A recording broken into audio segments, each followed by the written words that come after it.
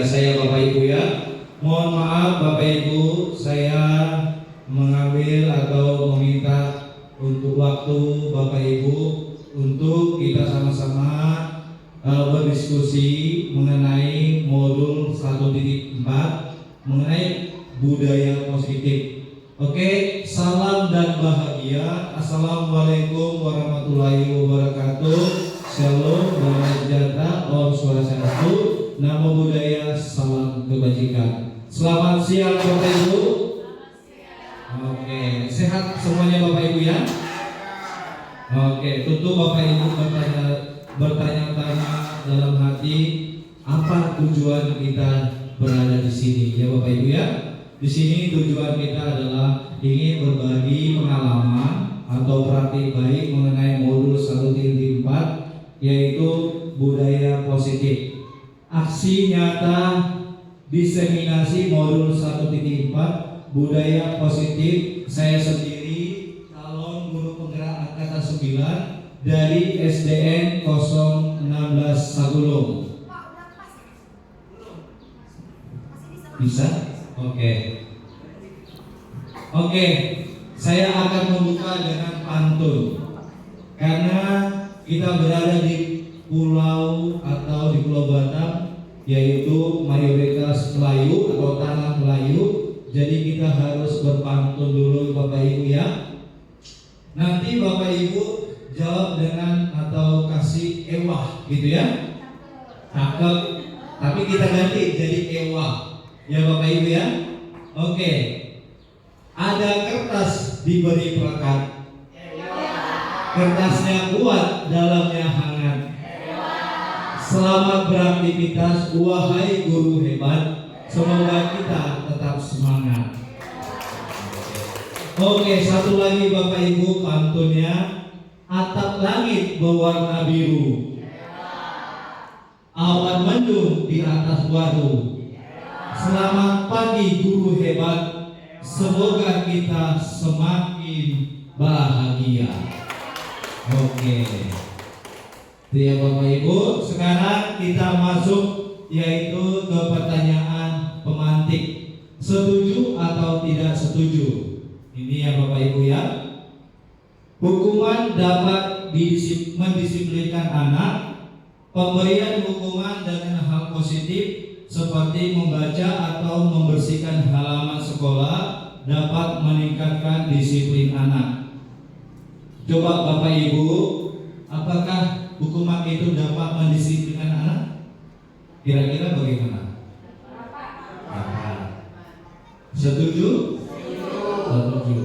Nomor 2, pemberian hukuman dengan hal positif seperti membaca atau membersihkan halaman sekolah dapat meningkatkan disiplin anak. Ini setuju? Betul. Setuju Bapak Ibu.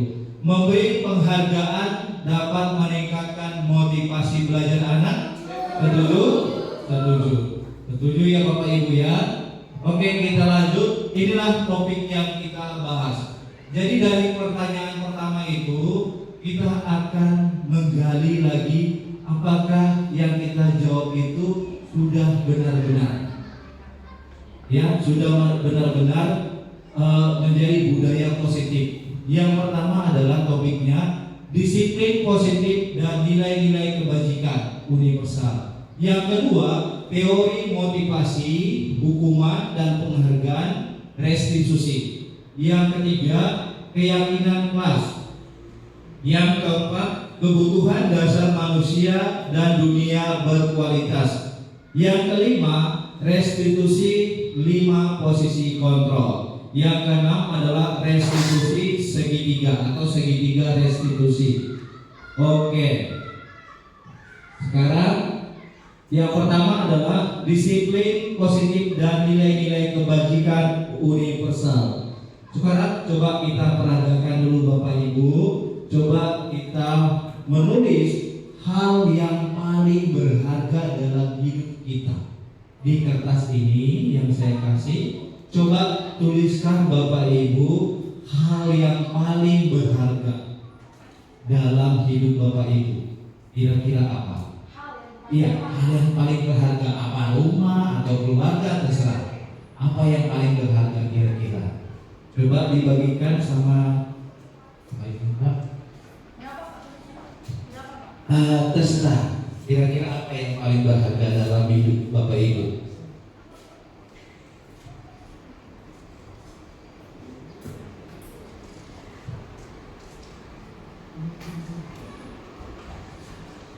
Oke. Apa kira-kira yang paling berharga? Ya. Sekarang coba Bapak Ibu, hal yang paling berharga itu coba Bapak Ibu kepal. Ya. Kepal. Iya. Boleh tangan kanan yang mengepal atau tangan kiri.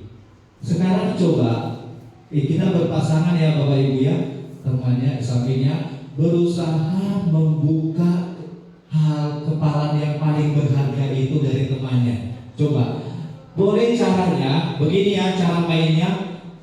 Setelah kita sobek kertas kecilnya seperti yang tadi kita lakukan, maka teman mencoba sekuat tenaga dengan berbagai cara untuk meminta memberikan benda hal yang berharga tadi kepada teman kita Bapak Ibu. Bisa dengan membujuk, bisa dengan menghadik, merayu, menyuap, apa saja kira-kira. Apakah coba bagaimana cara Bapak Ibu merayu temannya untuk mengambil kertasnya? Bisa menghadik. Coba kita lakukan ya Bapak Ibu ya. Kita praktekkan dulu ke depan satu pasang, yaitu Ibu Jumaida dengan Ibu Lisa. Boleh memperagakan ke depan bagaimana caranya Ibu Lisa ya mengambil kepalan yang berharga di tangan Ibu Jumaida. Bagaimana caranya? Apakah Ibu Lisa merayunya? Boleh dipaksa. Ini paksaan. Ya. Nah, Ibu yang merayu Ibu Jumaida. Ya, baik. Ibu cantik, boleh saya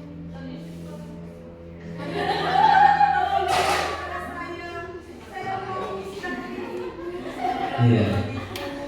ini masih mas. Sedikit saja, saya mau lihat aja. Saya mau lihat aja. Ini milikku yang paling berharga. Nggak saya ambil, cuma mau lihat aja. Hanya mau lihat aja. Boleh ya, biar saya pengen kali ini. Kayaknya lagi income ini jangan-jangan ini. Oke, terima kasih. Berikan tepuk tangan Bapak Ibu. Iya. Iya. Oke, sekarang tadi Ibu Lisa berusaha untuk merayu, namun Ibu Jumaida tidak mau membuka kepalan hal yang berharga di tangannya. Kenapa Bapak Ibu? Kenapa Ibu tidak mau membuka? Terima kasih Bapak atas kesempatan yang diberikan. Sesuai dengan pernyataan kita tadi, hal yang berharga itu bagi saya jangan sampai diambil orang, karena itu milikku yang sangat berharga. Terima kasih. Bu, iya benar sekali. Oke, boleh kita peragakan satu lagi terakhir. Kayaknya bapak-bapak lah ya, boleh ya? Ya, oke. Pak Anwar dengan Pak Mul, boleh ya? Ya, oke, boleh ya Bapak Ibu ya? Ya, mohon Pak ke depan sebentar aja. Ini Pak Anwar yang berusaha merayu, boleh ya? Bagaimana caranya supaya Bapak mau membuka tangannya? Hal yang berharga tadi. Boleh memaksa. Nah, gini, membujuk, mengancam, menghadik, merayu, menyuap, atau hal yang lain. Buka Pak, saya mau melihat apa isinya. Tuh.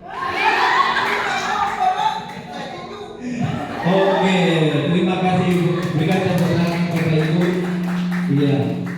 Ternyata dari sini ada hal yang kita ambil. Coba pelajaran apa yang terjadi tadi? Yang terjadi adalah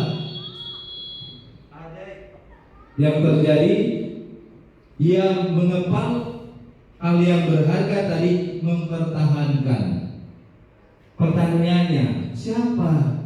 Mengapa dia mau mempertahankan? Karena itu hal yang berharga dalam dirinya. Iya benar ya Bapak Ibu ya? Berarti siapa yang mengontrolnya? Siapa yang mengontrol supaya kita mempertahankan itu? Iya, diri sendiri. Berarti kontrol yang ada di dalam diri. Ya Bapak Ibu ya? Setuju ya? Oke, kita lanjut. Sekarang ada dari permainan tadi kita mengalami perubahan paradigma. Paradigma teori kontrol atau teori pilihan atau disebut dengan ilusi kontrol. Yang pertama adalah ilusi guru mengontrol murid. Bapak Ibu sering sekali bagaimana kita yang mengontrol murid. Sebenarnya pada dasarnya adalah murid itu yang mengontrol dirinya. Iya enggak Bapak Ibu?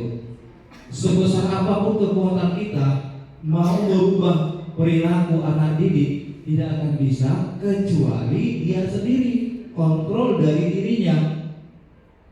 Itu namanya motivasi intrinsik dari dalam diri. Yang kedua adalah ilusi bahwa kritik dan membuat orang merasa bersalah dapat menguatkan karakter. Ya.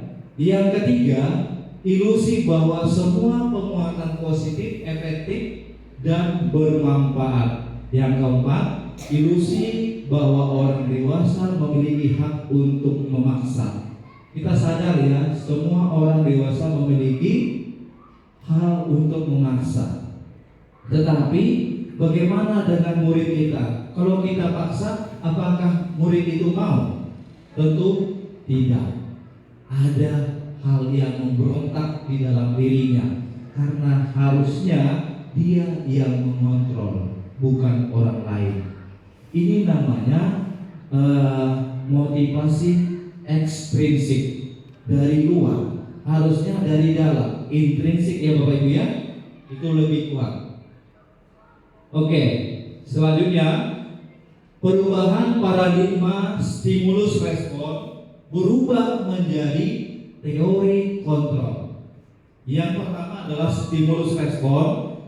Kita mencoba mengubah orang agar berpandangan sama dengan kita. Biasanya begitu ya Bapak Ibu ya. Bagaimana pandangan orang lain sama dengan apa yang kita pikirkan. Biasanya kita begitu, stimulus respon. Tetapi berubah menjadi teori kontrolnya adalah kita berusaha memahami pandangan orang lain tentang dunia. Kita hanya yang memahami, bukan orang lain mau mengikut kita. Kalau orang lain mau apa yang kita inginkan terhadap dia, susah. Harus kita. Ya Bapak Ibu. Yang kedua, perilaku buruk dilihat sebagai suatu kesalahan. Ya. Teori kontrolnya adalah semua perilaku memiliki tujuan. Yang ketiga, orang lain bisa mengontrol saya. Kalau misalnya saya tadi dengan hardikan, dengan rayuan, kita membuka kepalan hal yang berharga tadi, berarti kita termasuk stimulus respon. Kita mau tergantung situasi. Tetapi kontrolnya adalah hanya Anda yang bisa mengontrol diri Anda, bukan orang lain, bukan dari luar. Yang keempat, yang kelima, pemaksaan ada pada saat bujukan gagal. Sementara perubahannya adalah teori kontrolnya kolaborasi dan konsensus menciptakan pilihan-pilihan baru. Yang keenam, model berpikir menang kalah. Harusnya diubah. Pemikiran yang seperti ini harus kita ubah menjadi model berpikir menang-menang, bukan menang kalah. Itu teori kontrolnya. Kita lanjut. Oke, ini adalah disiplin positif. Disiplin positif ini Bapak Ibu kita lihat ada berbagai macam, yaitu teori kontrolnya. Anda tidak bisa mengontrol orang lain, hanya Anda yang bisa mengontrol diri sendiri. Makna disiplin di sini yaitu belajar kontrol diri dengan menggali potensi kita agar tercapai tujuan seseorang yang kita inginkan berdasarkan nilai-nilai yang kita hargai. Ini ya Bapak Ibu ya, kita lanjut saja. Ini. Oke, kita lanjut ke makna disiplin. Coba, apa sih disiplin bagi Bapak Ibu? Coba, menurut Bapak Ibu, pandangan disiplin apa? Kita pasti berpikir, oh disiplin itu peraturan, iya kan? Peraturan yang harus ditaati siswa, iya kan? Kalau menurut Bapak, disiplin itu apa?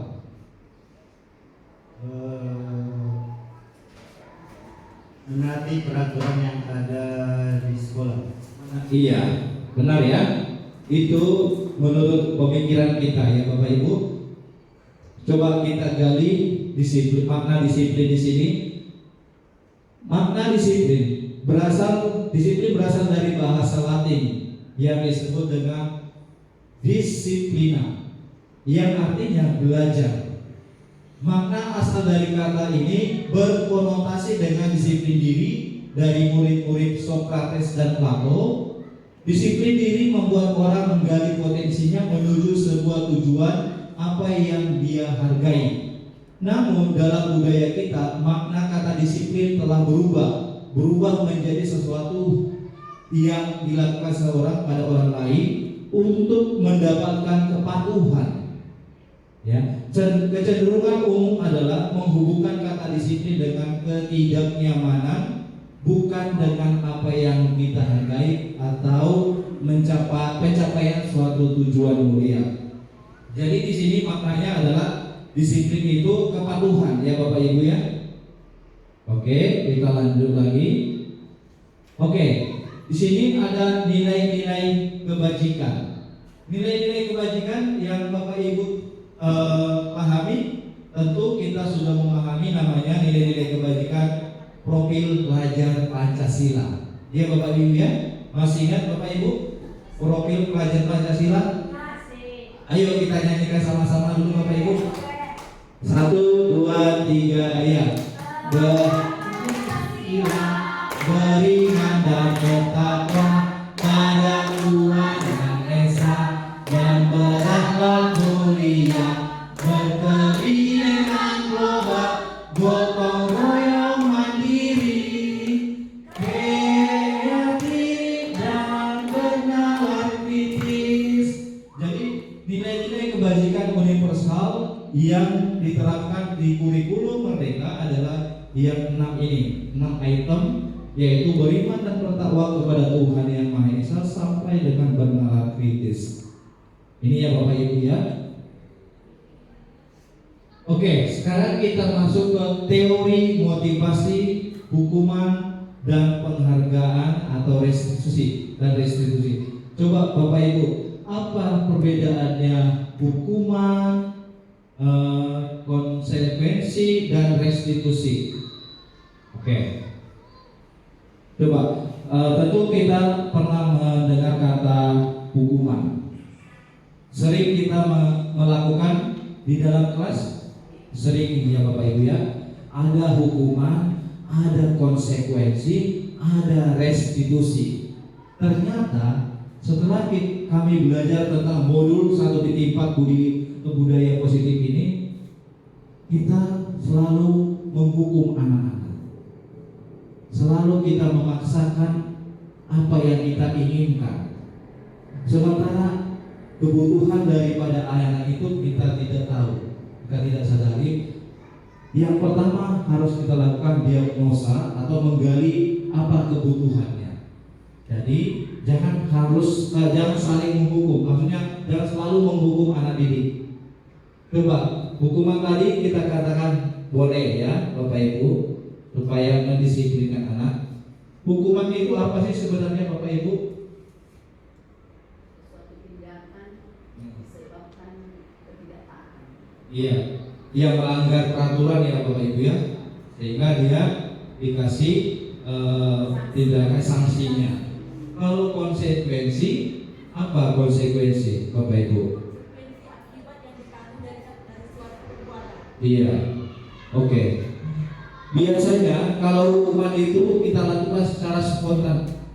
Kamu tidak melakukan ini, kamu saya hukum. Kalau begini, atau anak-anak telat, biasanya kita bawa hukuman ya kan? Sementara hukuman itu adalah satu arah yang dilakukan secara tiba-tiba, spontan, tanpa bertanya kepada anak ini, kenapa dia melakukan itu, apa alasannya. Harusnya begitu. Kalau konsekuensi, ada kesepakatan awal yang dilakukan oleh guru dan anak, sehingga diberilah konsekuensi terhadap kesalahannya. Ya kan Bapak Ibu ya? Kalau hukuman itu kayak kejam, ya Bapak Ibu. Oke, kita lanjut. Tapi di sini restitusi itu penguatan. Bagaimana kita memperbaiki kesalahan anak ini sama-sama dengan murid, sehingga dia masuk ke kelompoknya dengan karakter yang sudah kuat. Oke, sekarang kita masuk ke teori motivasi perilaku manusia. Ada namanya motivasi eksternal dan motivasi internal. Motivasi internal disebut dengan intrinsik, sementara motivasi eksternal itu dari luar. Dari luar kira-kira kuat nggak untuk memotivasi anak? Misalnya contohnya, untuk menghindari ketidaknyamanan atau hukuman. Jadi ya misalnya kita berikan anak-anak itu selalu menghindari hukuman atau melakukan sesuatu karena ada hukuman, iya kan? Karena ada hukuman maka dia mentaati peraturan. Baru yang kedua adalah karena ada imbalan. Karena ada imbalan maka anak itu melakukan peraturan. Itu namanya motivasi eksternal, dari luar. Karena dia diberi hadiah maka dia melakukan apa yang kita inginkan. Baru karena ada hukuman maka dia melakukannya. Yang ketiga adalah ini yang paling luar biasa, yaitu untuk menghargai diri sendiri. Jadi kalau sudah dia menghargai dirinya sendiri, maka itu tujuan yang paling puncak. Artinya dia tidak perlu lagi peraturan, karena banyak sekali kita perhatikan di luar sana peraturan seperti lalu lintas helm. Kenapa orang mau? Coba kita lanjut. Tidak mau menggunakan helm. Oke. Ya Bapak Ibu, karena apa? Karena tidak ada motivasi dalam dirinya. Oke Bapak Ibu, sekarang kita lanjut saja. Sekarang kita dihukum oleh penghargaan. Dihukum oleh penghargaan, yaitu pengaruh jangka pendek dan jangka panjang. Yang kedua, penghargaan menghukum. Yang ketiga, penghargaan mengurangi ketepatan. Yang keempat, penghargaan tidak efektif. Yang kelima, penghargaan merusak hubungan.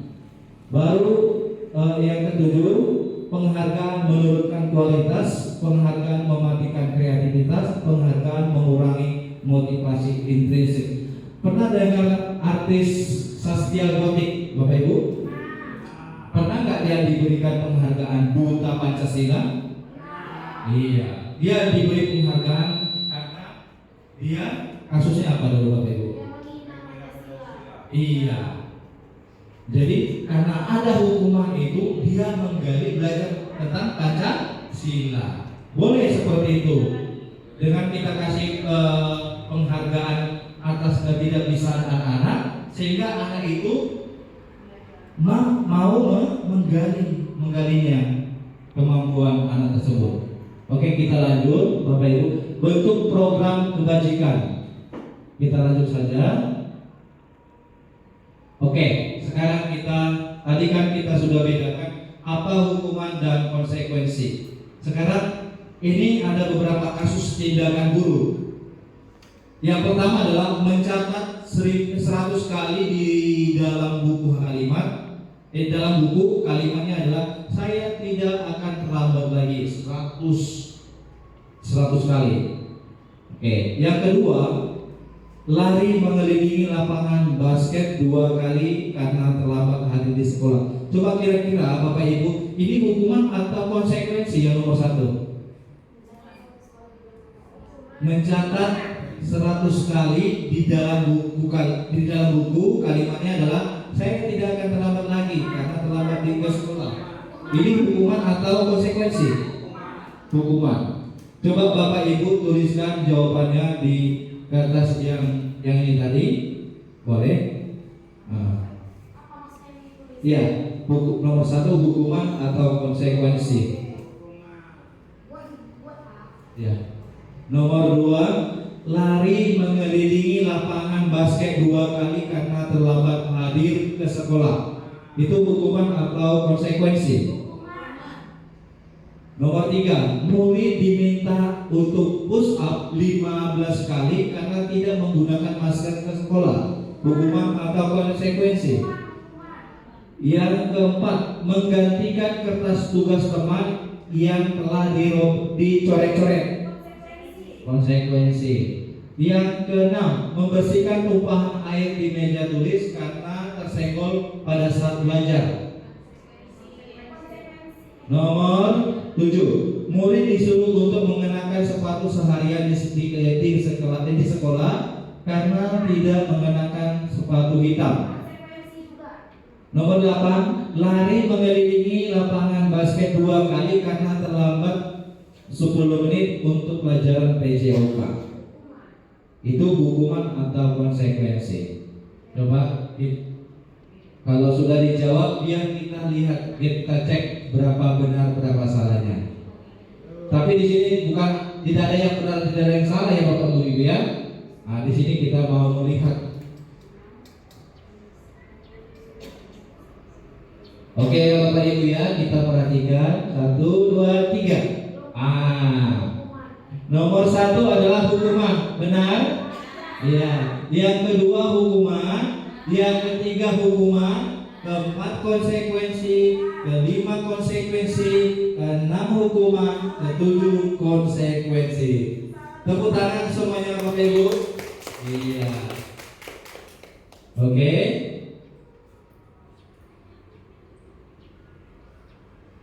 Oke, sekarang kita masuk ke restitusi.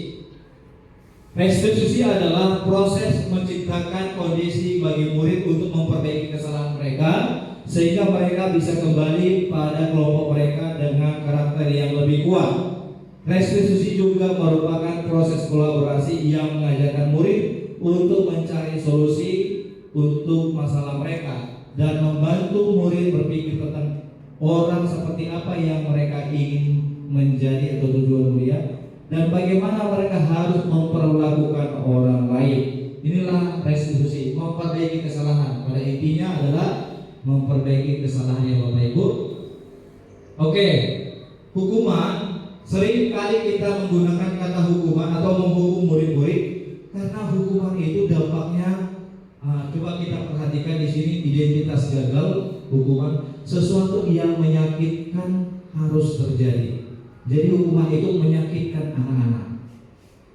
Sementara konsekuensi identitas sukses, sesuatu harus terjadi. Sementara restitusi adalah pilihan. Oke, Bapak Ibu. Yang kedua, tidak nyaman untuk murid atau anak untuk jangka waktu panjang.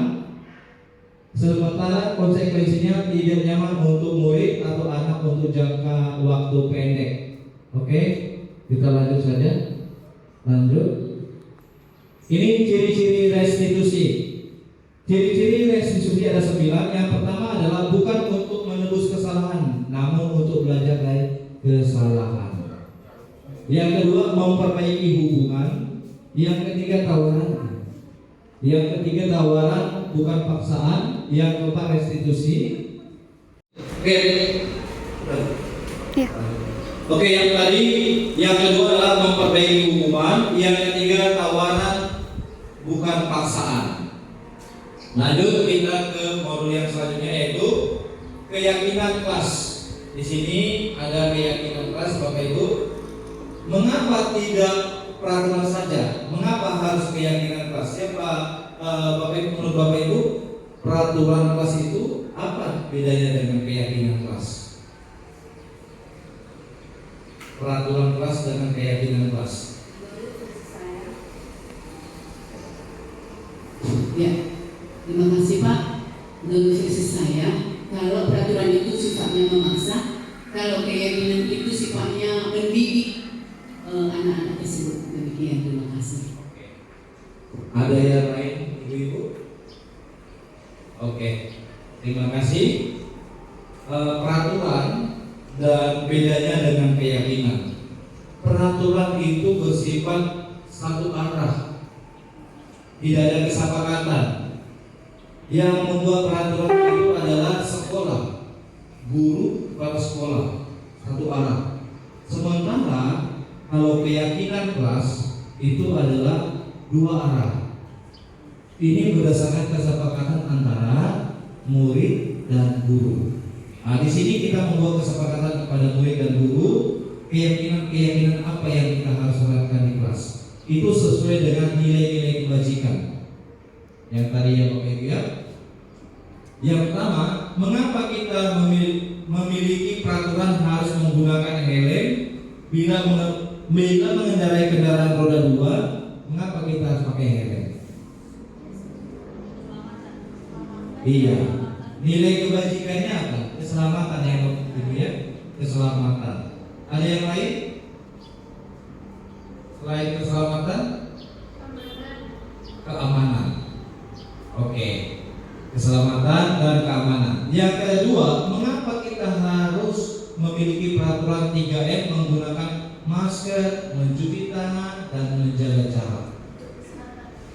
Untuk kesehatan. Yang ketiga, mengapa kita memiliki peraturan harus datang tepat waktu pada saat mengikuti pelatihan? Mengapa kita harus datang tepat waktu, Bapak Ibu? Iya, supaya maksimal, supaya menghargai orang lain ya Bapak Ibu ya. Oke, jadi untuk mendukung motivasi intrinsik kembali ke nilai-nilai atau nilai keyakinan lebih menggerakkan seseorang dibandingkan mengikuti serangkaian peraturan-peraturan. Jadi kita kembali ke nilai-nilai. Nilai yang tadi. Yang pertama adalah keselamatan. Yang kedua, kesehatan dan keselamatan. Yang ketiga adalah nilai menghargai orang lain. Oke, ini adalah prosedur pembentukan keyakinan kelas. Yaitu yang pertama, mempersilakan warga sekolah atau murid-murid di sekolah atau di kelas untuk bercurah pendapat tentang yang perlu disepakati di kelas. Jadi Bapak Ibu boleh kita buat namanya keyakinan kelas. Yang kedua, mencatat semua masukan-masukan. Yang ketiga, susunlah keyakinan kelas dengan kalimat-kalimat positif. Jadi kalimat-kalimat positif yang kita buat dalam keyakinan kelas. Peraturan itu lebih mengarah ke kalimat-kalimat negatif. Contohnya, dilarang membuang sampah, dilarang berlari di koridor. Harusnya jangan dilarang, berjalanlah di koridor. Jangan dilarang berlari. Jadi kata-kata peraturan itu lebih ke arah negatif. Sementara keyakinan adalah ke arah yang lebih positif dan lebih didengarnya lebih efisien ya. Iya. Jadi kalau dilarang itu kayak anak-anak sudah langsung aku duluan mau masuk ke sekolah. Dilarang ribut, dilarang masuk ke sekolah karena sedang ujian, tidak boleh. Kita jangan menggunakan kata dilarang. Kita ganti dengan kalimat yang positif. Karena dilarang itu konotasinya negatif. Ya Bapak Ibu. Oke. Setelah kita buat nanti keyakinan kelas kita nanti tempel di bagaimana supaya anak kita bisa melihat keyakinan kelasnya masing-masing. Di depan kelas biasanya ada ya Bapak Ibu. Oke. Coba kita perhatikan Bapak Ibu. Yang pertama, coba yang ini kesepakatan kelas, sama-sama kesepakatan kelas. Yang manakah di sini yang merupakan peraturan dan yang mana keyakinan kelas? Yang mana Bapak Ibu keyakinan kelas?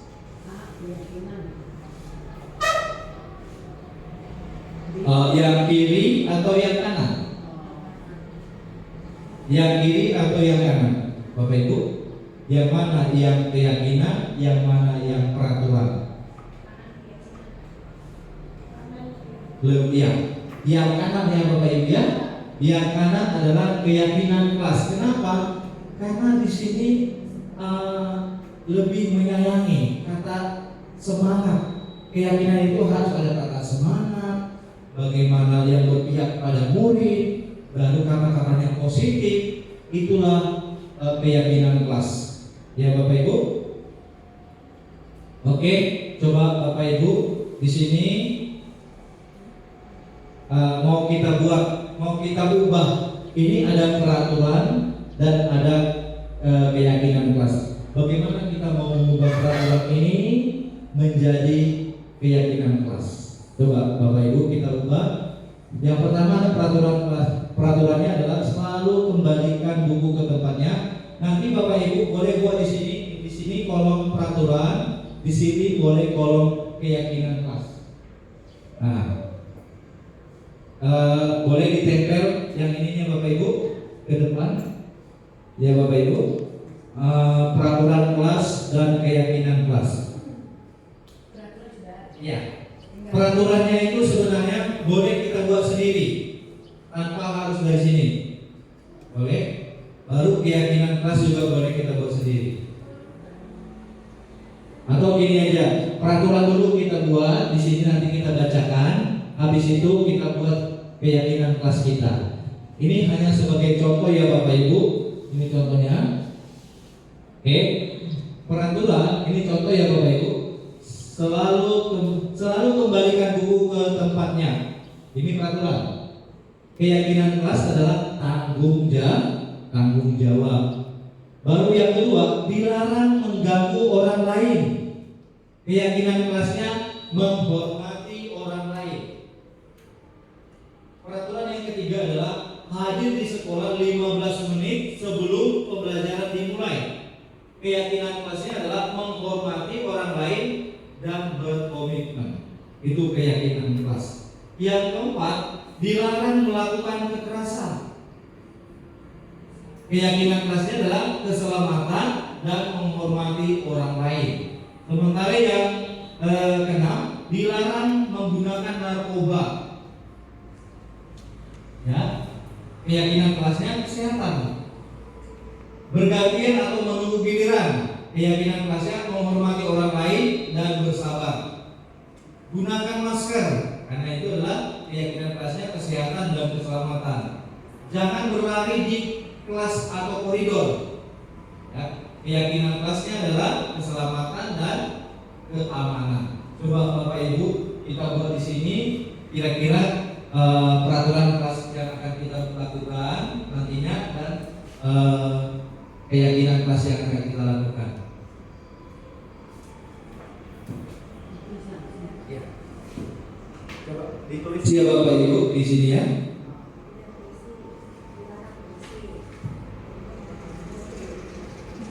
Di post aja.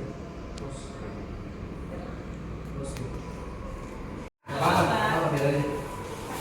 Oke, sudah Bu. Oke.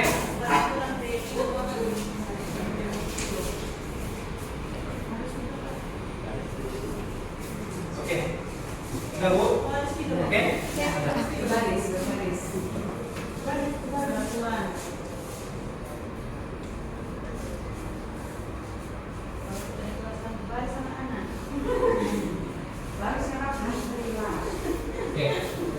Oke Bapak Ibu, coba kita tempel peraturan kelas dan keyakinan kelasnya. Oke, mantap. Iya. Oke, keyakinan kelas bagus. Kita lanjut lagi Ibu. Oke, mantap. Ya.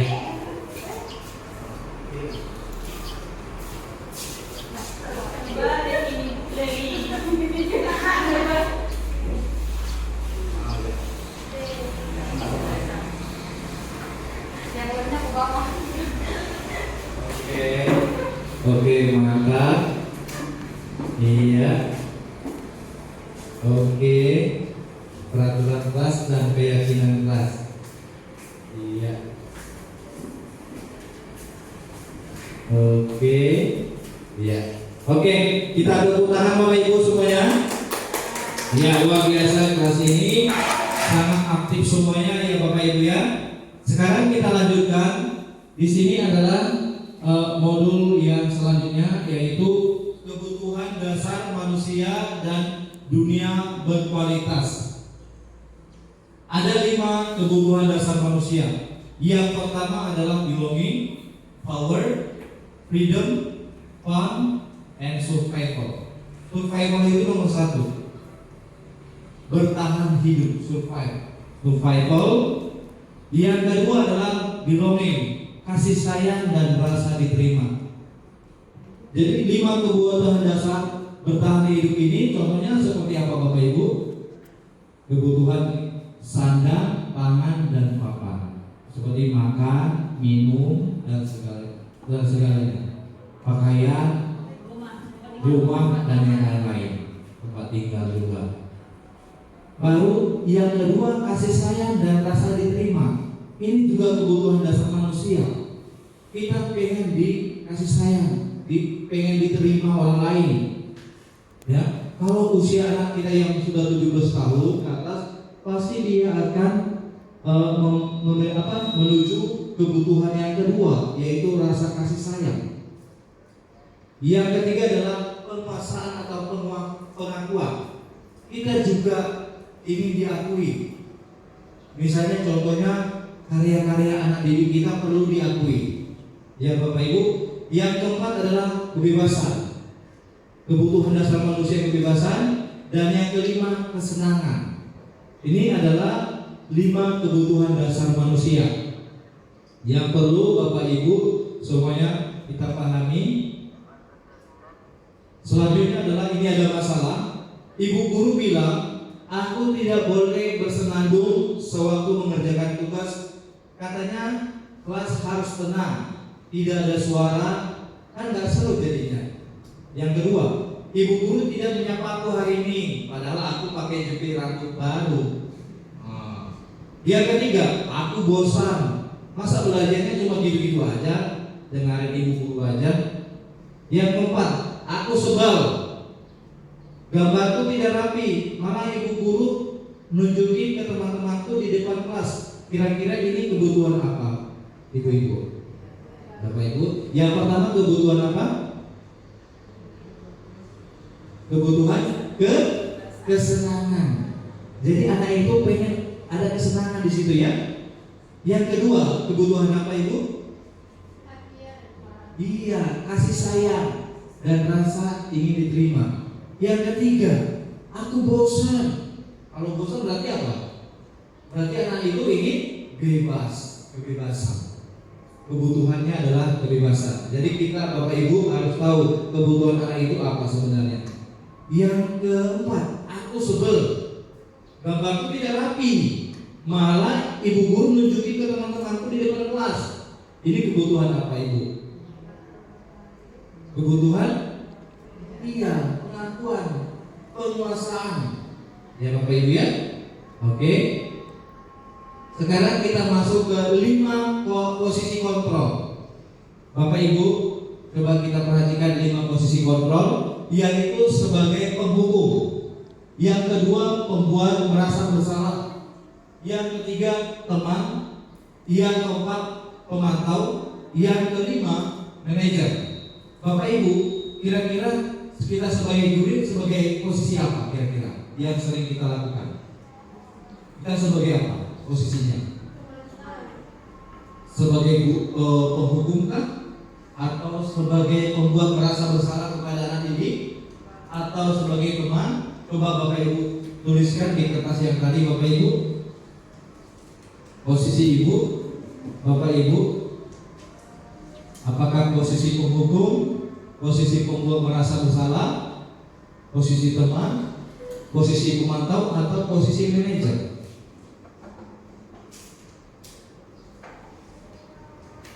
Oke, terima kasih ya Bapak Ibu ya. Coba kita perhatikan, ini adalah video 5 posisi kontrol.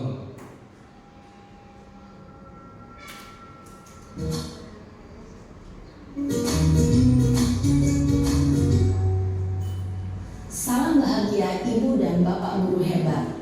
Dalam penerapan disiplin positif restitusi, salah satu program yang dikembangkan adalah 5 posisi kontrol.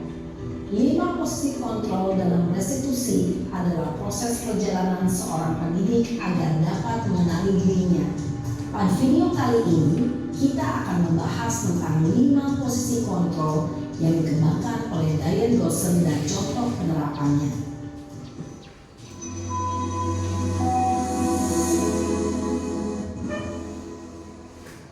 5 posisi kontrol itu adalah 1. Posisi penghukum, 2. Posisi pembuat merasa bersalah, 3.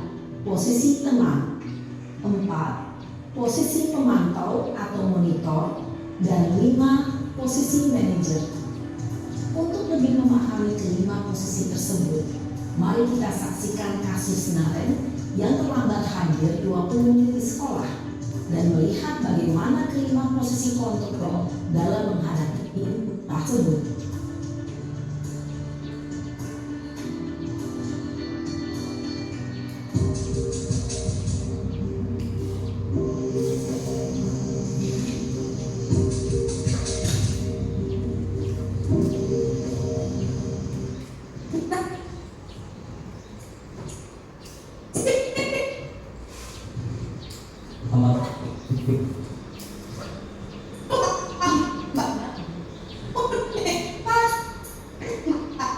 Bu, saya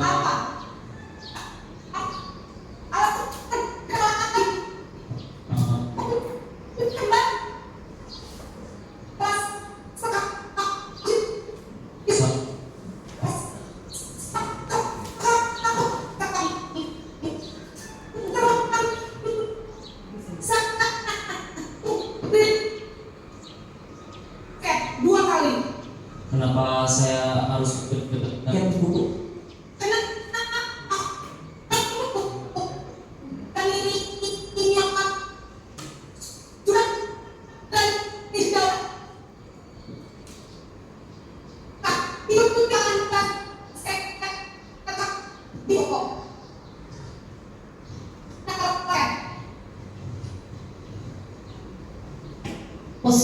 Umumnya berbicara dengan anak di yang tinggi dari si ini Bapak guru hebat. Bapak Oke, tadi Bapak Ibu telah menonton video dari 5 posisi kontrol. Sangat menarik ya videonya Bapak Ibu ya. Oke, di mana 5 posisi kontrol yang pertama, coba kita perhatikan dulu guru berbuat apa sebagai penghukum, yaitu menghardik, menunjuk-nunjuk, menyakiti, dan menyindir. Biasanya suaranya lantang, keras, menyakiti. Ya, kalau guru yang membuat rasa bersalah, guru berceramah dan mengatakan seharusnya ibu kecewa dengan kamu. Maksudnya dia lebih membuat anak itu merasa bersalah. Naren, bagaimana sih kamu Naren? Kenapa kamu terlambat? Bagaimana nanti yang Bapak katakan sama kepala sekolah? Bapak pasti dimarahin sama kepala sekolah lagi nanti. Begitu. Bagaimana cara anak itu merasa bersalah dengan tindakan yang dilakukannya Bapak Ibu ya? Yang kedua adalah posisinya membuat sebagai teman, guru membuat membuatkan alasan-alasan untuk muridnya seperti contohnya begini. Yang tadi kita sudah perhatikan, guru ini suka membantu anak didiknya, bahasanya lembut, bahasanya halus, dia menolong muridnya. Ya, tapi ada nanti konotasi negatif atau dampak negatif yang dialami muridnya. Yang kedua keempat adalah pemantau, menghitung dan mengukur. Yang kelima terakhir manajer, mengajukan pertanyaan-pertanyaan yang bermakna. Jadi di sini dampak daripada kelima posisi kontrol ini yaitu dampak pada murid mengulangi kesalahan. Pasti murid itu akan mengulangi kesalahan. Dendam, ada dampaknya ya kan, Bapak Ibu? Dendam, sakit hati karena kata-kata yang diucapkan oleh guru itu terlalu kasar dan menghardik. Selanjutnya adalah pembuat merasa bersalah. Anak akan merasa rendah diri, ya, tidak percaya diri. Oke, posisi yang ketiga adalah sebagai teman. Dampaknya bagi murid adalah lemah, tidak mandiri, ketergantungan. Misalnya anak itu akan bergantung kepada guru itu aja. Dia patuh hanya untuk guru yang satu itu. Yang keempat adalah pemantau. Dampak pada murid yaitu menitik beratkan pada sanksi atau hadiah untuk dirinya. Contohnya begini Bapak Ibu. Untuk posisi pemantau ini, apabila kita memberi hadiah kepada anak didik kita, dia akan mau mengerjakannya. Pernah mengalaminya Bapak Ibu? Iya kan? Apabila kita kasih hadiah, maka pasti dia akan mau mengerjakannya, termotivasi. Tapi kalau kita tidak kasih hadiah, pasti anak itu bertanya dan tidak mau mengerjakan apa yang kita buat pertanyaan yang berkaitan dengan pelajaran kita, tidak mau mengerjakan. Yang kelima adalah manajer. Dampak pada murid adalah mengevaluasi diri, bagaimana cara memperbaiki diri. Ini yang paling tinggi, ya.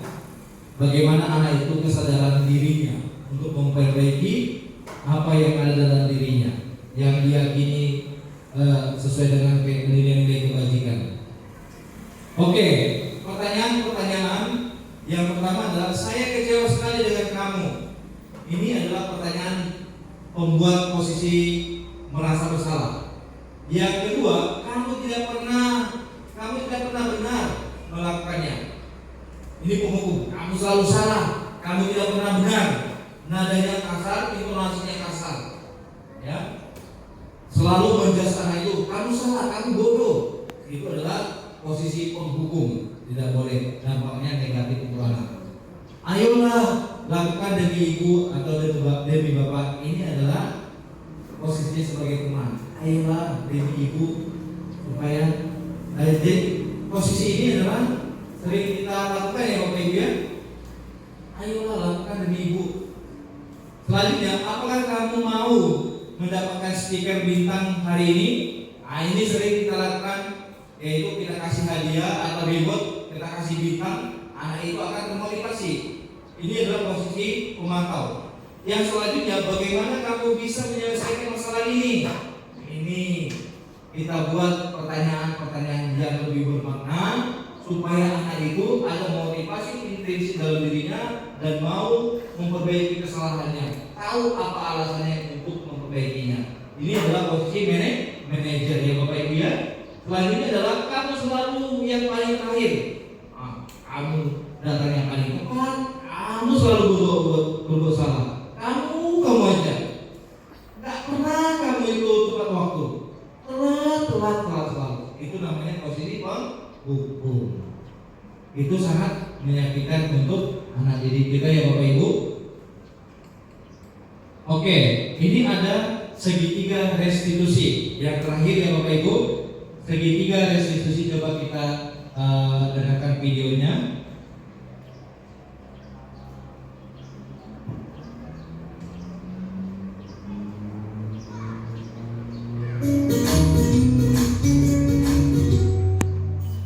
Salam dan bahagia Ibu dan Bapak guru hebat. Pada video kali ini kita akan membahas tentang salah satu program disiplin positif yang diterapkan di lingkungan sekolah yang dikenal dengan nama restitusi.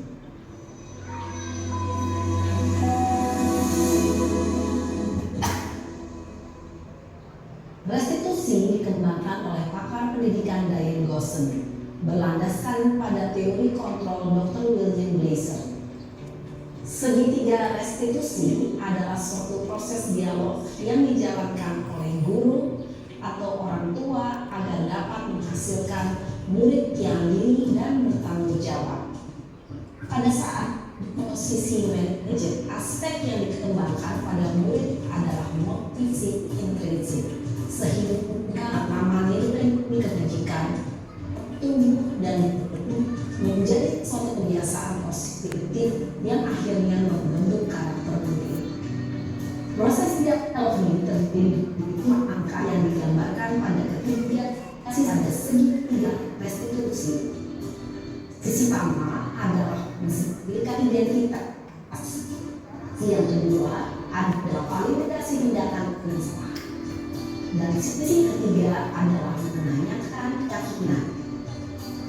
Bu dan Bapak Guru, berikut ini akan ditunjukkan mana seorang guru berada dalam posisi manajer menggunakan penerapan segitiga restitusi.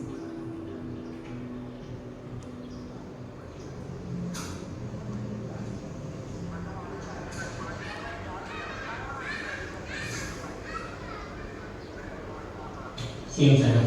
Siang Pak. Sudah lama nggak ketemu Sarah. Kenapa hari ini ada di sini? Kesel Pak, kesel banget. Masa aku dikatain tukang fitnah Pak? Ya aku marah lah. Aku udah dikatain TK di depan kelas. Kesel banget. Oh begitu. Ya pasti kamu marah dan kesal. Bapak juga akan marah apabila ada yang menuduh Bapak seperti itu.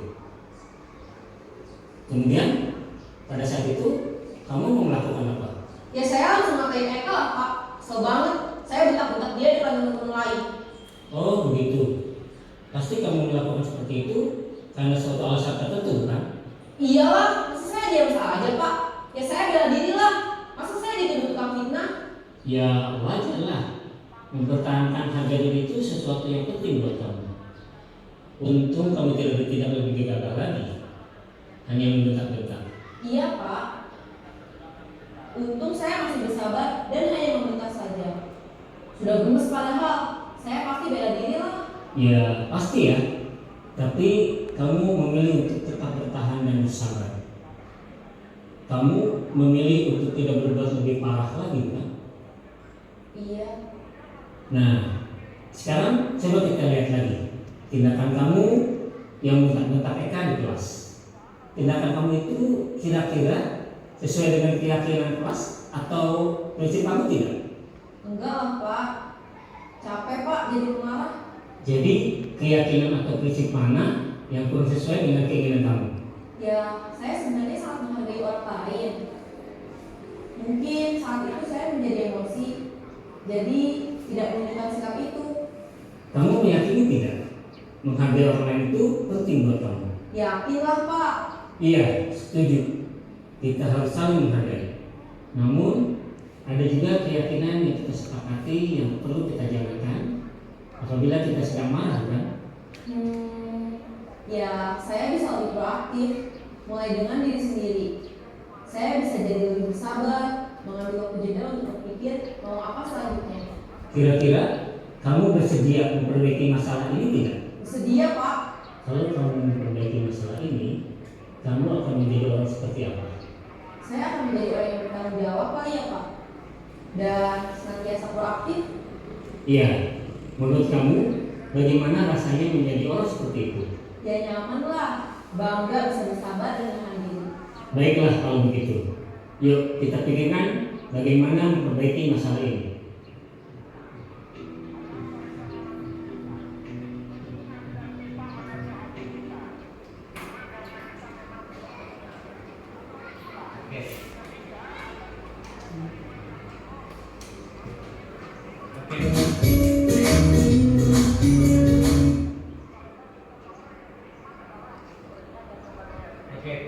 Oke Bapak Ibu, sudah tadi menonton video segitiga restitusi.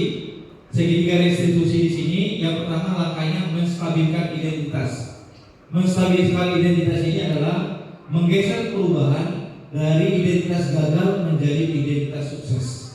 Artinya kita harus stabilkan dulu keadaan anak itu ketika dia melakukan kesalahan. Dengan kata-kata, setiap orang pasti pernah melakukan kesalahan. Nah, Bapak juga pernah melakukan kesalahan. Itu manusiawi ya. Nah, di sini adalah kita dituntut untuk menstabilkan identitas anak. Yang kedua adalah validasi kebutuhan. Ya, dengan cara pertanyaan yang akan kita lakukan Bapak Ibu, kamu tentu punya alasan mengapa melakukan itu. Kenapa kamu melakukan itu? Apa alasannya? Oke, setelah dia memberitahu alasannya, baru kita validasi bahwa tindakan yang dilakukan itu tidak boleh kita langsung menjudge, oh itu salah, tidak sesuai dengan keyakinan keras yang kita sepakati. Sebaiknya anak seperti ini kita luruskan tindakan yang salah. Baru menanyakan keyakinan. Lalu kita tanyakan nilai-nilai apa yang telah kita sepakati. Kamu ini ingin menjadi apa? Atau kamu ingin menjadi orang seperti apa? Oke, itu ya Bapak Ibu ya. Kita tanyakan kepada anak didik kita. Baru kapan kamu bisa memperbaiki kesalahan yang telah kamu lakukan? Itu ya Bapak Ibu.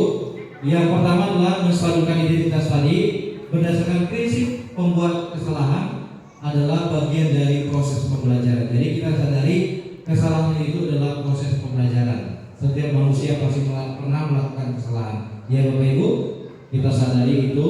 Yang kedua, menggeser identitas gagal menjadi identitas sukses. Ya Bapak Ibu. Yang kedua adalah validasi tindakan yang salah. Berdasarkan prinsip setiap perilaku berupaya memenuhi suatu kebutuhan tertentu, guru akan bergeser dari stimulus respon menjadi proaktif. Yang ketiga, mengenali dan mengakui kebutuhan murid akan memperbaiki hubungan dengan murid. Yang ketiga, menanyakan keyakinan kelas atau menanyakan keyakinan. Murid akan diberi pertanyaan-pertanyaan bermakna untuk memunculkan motivasi secara implisit. Mereka sama-sama memecahkan masalahnya, sama-sama menggali, memperbaiki kesalahan yang telah dilakukan oleh anak tersebut. Mampu mengaitkan keyakinan dengan tindakan yang salah. Itu ya Bapak Ibu ya. Oke. Terima kasih Bapak Ibu telah sama-sama kita belajar mengenai budaya diseminasi, budaya positif. Semoga ilmu yang kita pelajari hari ini dapat bermanfaat buat kita ya Bapak Ibu ya. Terima kasih buat waktu dan kesempatannya. Maaf telah mengganggu ketenangan Bapak Ibu. Oke, saya akhiri dengan kata salam dan bahagia. Assalamualaikum warahmatullahi wabarakatuh. Shalom, damai sejahtera, Om Swastiastu, Namo Buddhaya, salam kebajikan. Tepuk tangan Bapak Ibu.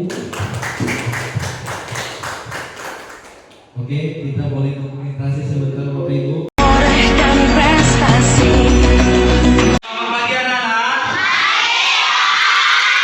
Bagaimana kabarnya hari ini? Semuanya keadaan baik ya, sehat semua di sana ya. Tadi kita sudah berdoa sebelum kita mau masuk ke kelas. Sekarang kita mau buat dulu iring kita atau breathing kita supaya kita semangat dan konsentrasi ya anak ya. Ayo kita buat dulu tepuk semangat, tepuk semangat.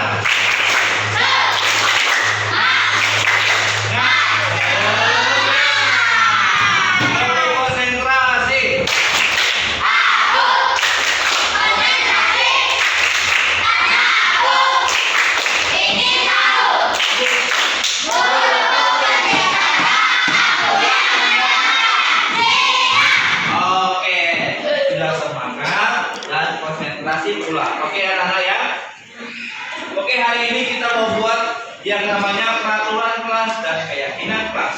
Peraturan kelas dan keyakinan kelas ini kita mau buat kesepakatan kita bersama supaya kelas kita menjadi kelas yang dan menyenangkan untuk anak-anak semua ya anak-anak ya. Oke, sangat penting sekali kita lakukan kesepakatan yang namanya peraturan kelas dan keyakinan kelas. Yang pertama mau kita buat adalah peraturan kelas. Ya anak-anak ya. Sekarang Bapak tadi sudah bagikan kertas yang warna kuning ini satu-satu. Sekarang coba anak-anak tuliskan di sini peraturan kelas. Ya, coba tolong dulu kita anak-anak tuliskan peraturan kelasnya masing-masing. Ayo, Pak dituliskan peraturan kelasnya. Oke, kalau sudah dituliskan, kita akan melengkapnya ke depan ini, ke sini ke kolom peraturan kelas. Ya, oke, sudah selesai anak-anak ya? Sudah selesai? Oke, mantap, tepuk tangan dulu untuk kita semuanya. Sekarang coba dulu dicatatkan peraturan kelasnya dulu. Siapa yang mau pertama? Oke, bagus, tepuk tangan. Iya, peraturan kelasnya adalah oke, bagus. Datang tepat waktu. Lanjut, nomor 2 siapa lagi? Datang tepat waktu. Iya, memang kita harus datang tepat waktu ya anak ya. Yang kedua adalah berpakaian rapi. Bagus, mantap. Iya, teman-teman. Lagi. Oke, yang ketiga yaitu berdoa sebelum dan sesudah belajar. Ayo yang keempat siapa? Ayo siapa lagi yang mau maju? Iya. Lanjut. Aktif dalam pembelajaran. Oke. Ada 4. Ada lagi? Ayo. Siapa lagi yang mau maju? Boleh. Oke. Ini apa lagi? Oke. Berperilaku sopan santun dan saling menghargai. Ada lagi? Iya, ada lagi ternyata. Yaitu oke, melaksanakan tiket kelas sesuai jadwal. Bagus. Siapa lagi kira-kira? Oke. Ada lagi rupanya ya anak ya. Iya, yaitu menjaga kebersihan kelas. Oke, ada lagi anak-anak peraturan kelas kita? Ini aja? Ini aja ya? Oke, tepuk tangan dulu peraturan kelas kita. Sekarang kita masuk ke keyakinan kelas kita. Oke, siapa yang sudah menuliskan keyakinan kelas? Ayo, maju. Ya, yang pertama maju. Siapa yang akan maju? Keyakinan kelasnya. Iya. Beriman dan bertakwa kepada Tuhan Yang Maha Esa. Luar biasa, tepuk tangan dulu. Sesuai dengan fokus ajaran yang kita ya. Masih ya anak. Oke, lanjut. Siapa yang kedua? Iya. Siapa lagi? Maju. Iya. Oke. Bertanggung jawab. Tepuk tangan dulu. Oke. Yang ketiga siapa lagi? Iya. Mantap. Nah, yang ketiga adalah saling menghargai. Iya, saling menghargai. Perlu sekali kita saling menghargai ya. Yang keempat adalah jujur. Iya, jujur. Mantap. Harus berperilaku jujur. Iya. Oke. Oke, lanjut. Iya, siapa lagi? Menjaga kebersihan lingkungan. Iya, bagus. Menjaga kebersihan lingkungan kelas dan sekolah ya, anak-anak ya. Oke, apa lagi ini? Oke, rupanya disiplin itu juga penting sekali. Oke, tepuk tangan. Ada lagi? Ada lagi ya? Oke, karena tidak ada lagi, mari kita tepuk tangan dulu bersama-sama. Sekarang Bapak akan mau bacakan dulu peraturan kelas kita dan keyakinan kelas kita ya.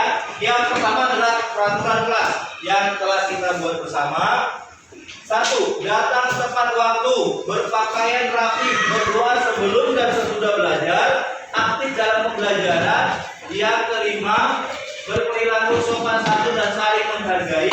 Yang keenam, menjaga kebersihan kelas. Yang ketujuh adalah melaksanakan tiket kelas sesuai jadwalnya. Masih ingat?